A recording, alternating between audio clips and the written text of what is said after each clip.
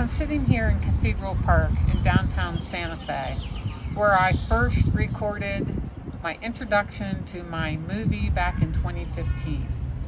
Here I am again 7 years later with many. It's been 7 years since that time happened, and blah, blah, blah.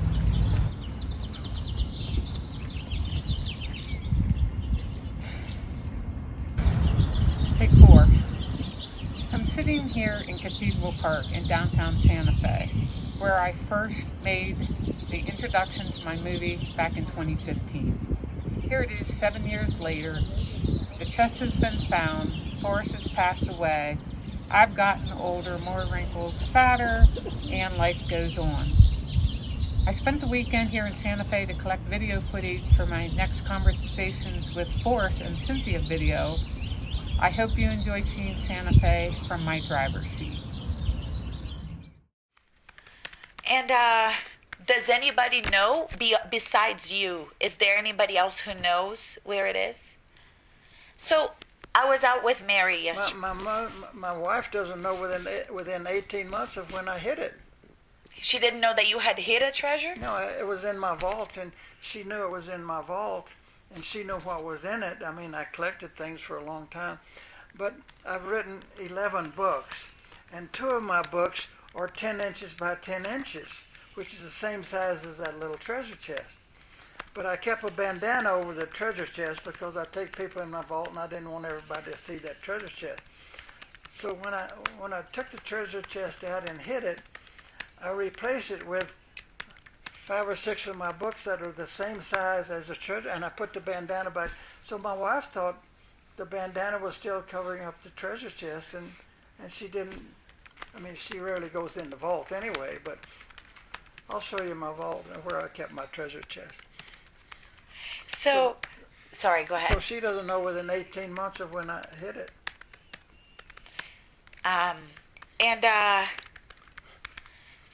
So you were saying it's for the world there, but yesterday when I was out with Cynthia, the area where we were made me think, what if there was a big rainstorm?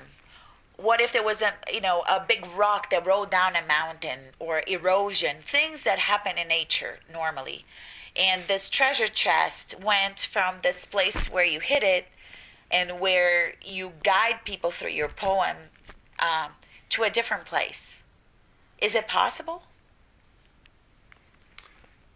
Possible is an all-encompassing word. We could have an earthquake. We could have a volcano explosion that would blow up New Mexico. Sure, it's possible. Why don't you use the word, is it plausible? Is it plausible? It's vaguely, it's certainly possible, but not very plausible. But we have forest fires, we have mudslides, we have earthquakes and tornadoes and hurricanes, and they change the countryside. True. Have you been back to check that it's there since you hid it? I have not been back, but I know it's there. But don't ask me how I know. Everybody asks me how I know, and I don't want to answer that question. Would it give something away if you answered that question? It might. But when I wrote this book, I have friends that told me that the Mexican mafia is going to kidnap me or something. So I took my book to the sheriff, who's a friend of mine, and I read that part to him, and I said, what are the chances of me being kidnapped and tortured? And till I tell him, and he said 50-50. And I've got a very close friend who's a writer, and he used to be a sheriff for 35 years. I asked him the same question. He said 50-50. So, and then I went to the chief of police, and I said, what are my chances? He said, well, the person that would kidnap you is the kind of guy that can't read. So that was his. But the police deal with those people all the time. They can't read English, right? And so I said, at my age, this one guy sent me an email. Tell me where the treasure is right this second, or I'm going to kill you. No way. I wrote him back and I said, listen, pal, if torture and death are the only two things you can threaten me with, I said, you're in trouble. I'm 80 years old. What can you do to an 80-year-old guy? You know, I'm sure you've heard the term, that somebody's a tease. You almost seem like a tease. You know, that guy. Somebody what? Who's a tease, Tease. Like the pretty woman at the bar who keeps charming the guy to buy her drinks, and he buys her drinks, and he thinks he's going to take her home. And you're getting closer to the treasure. It almost feels like you are the tease. You're just, not just now. I mean, I read things online. There are the Friday questions that you answer on a website, right? And the scrapbooks that you write, and that people think that in these scrapbooks that are additional clues that you're putting there. It's like you keep teasing them, but you just don't give the answer. Is that correct, or am I being a little too mean with you? How do you answer a question like that? I think there are lots of questions similar to that you could ask me, and the answer's got to be yes and no. I mean, why don't you ask me if it's a hoax? I mean, that's your next question. Yeah, because there are people who think that it is a hoax. There are 5 people that have told me that, and have said publicly on the blog that the church just doesn't exist. Uh-huh. The fact is that what happens is somebody will think they figured out the point. They know exactly where the treasure is. So they go there and the treasure isn't there. So one of two things happen. Either somebody's already found it and taken it home, or it never existed in the first place. So my question to them is, tell me what I can do to prove to you that it exists. Answer the question. I think the only way to prove it, for you personally to prove it, is for you to tell them where it is. But then you end the thrill. The poem tells them where it is. I told you it's in the Rocky Mountains. But tell me specifically how I can prove to you that I hid the treasure chest. That you hid the treasure? Huh? Your words. I mean. No, there's a way that I can prove it to you. How? I don't know. I've said that 2 people can keep a secret if one of them is dead. I could take you out and show you the treasure chest. But then you have to kill me? I wouldn't want to be your insurance agent.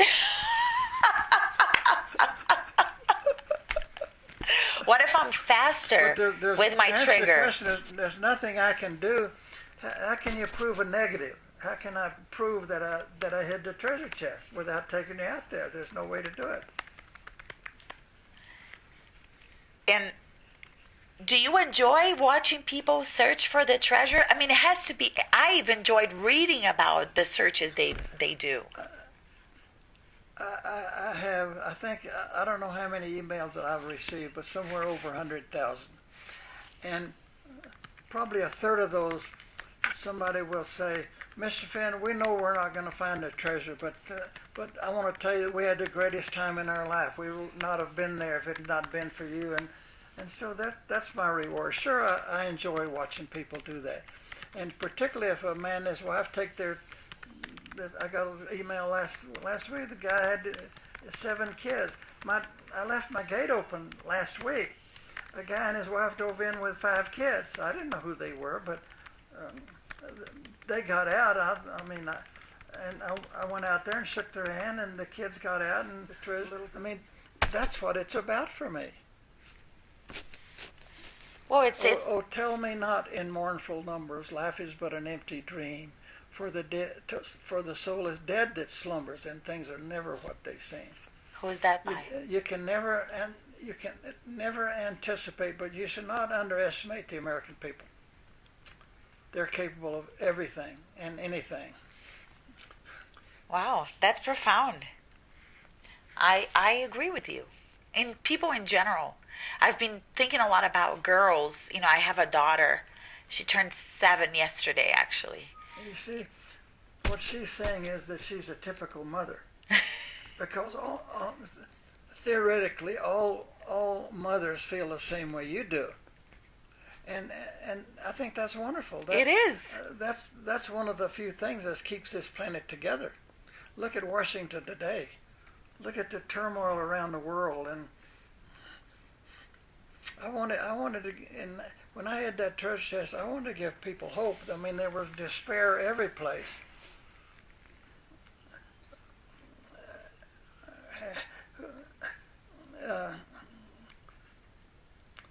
I was standing right here one day with Ralph Lauren, who was a friend of mine, and he said, "Forrest, I want to buy that thing up there." And I said, "Well, I don't want to sell it." He said, "You've got so many of those things." He said, "You can't take it with you." And without even thinking, I said, "Well, then I'm not going." and that night I started thinking about it, and I said, "Well, who says I can't take it with me?" That's why I started making bells and jars with my autobiography in them and burying them way out in the mountains and the desert. Who says I can't? The Rosetta Stone had been buried for 2,000 years before somebody found it. And I said in my book, I said, "Don't you know that guy's proud? The guy that carved that." One of my bells says, "If you should ever think of me 1,000 years from now, please ring my bell so I will know." Isn't that a great comment? It is. So do you feel like your treasure is it could be like one of those Rosetta Stones thing? I mean, certainly. I mean, don't you? I do. Now that you say it, I'm thinking it could well be that. What do you think the person was thinking when he first looked in King Tut's tomb? He said, and I've said many times, if you find that treasure chest, you put it on your lap and you raise that lid, I would like to have a movie camera. You're either going to start laughing, you're going to faint, or it's your first year is going to be striking. I mean, it's something that you'll remember the rest of your life. And I showed that treasure chest in my vault to 100 people, and there are 2 gold nuggets in there that are big as a hen's egg. I'm sorry to interrupt. Can I move the white car that's out back? Oh yeah. Sorry, it's my car. I thought it was not going to be on the way at all. That's okay. I can just move it. Yeah, it's hold on. Oh, here it is. It's one of those. It's a rentable one of those push button Okay, things. great. Thank you. 2 of the gold nuggets are big as a hen's egg, and people don't realize how heavy gold is. And so I would take that nugget out of my treasure chest and put it in their hand, and I read someplace that a cubic foot of gold weighs a ton. That's pretty amazing, isn't it? How did you carry? I mean, you're not a kid, and you had to carry all this stuff to the place where you hid I made it. 2 trips. Did you bring the chest first and then the treasure, or did you bring the treasure first and then the chest? I took the chest first and then the treasure, and that I've never said that before. Okay. Did you carry in a backpack and a bag? I had a backpack.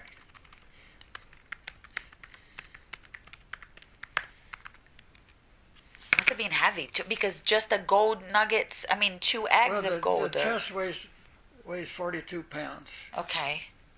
The chest. Or 44. There are 20.2 troy pounds of gold in that treasure chest, and I forget now whether the whole thing weighed. I weighed it. It was either weighed 42 pounds or 44 pounds. I forget which. With the chest included, or including the chest. So that was too heavy for an 80-year-old man to carry very far again. So I made 2 trips.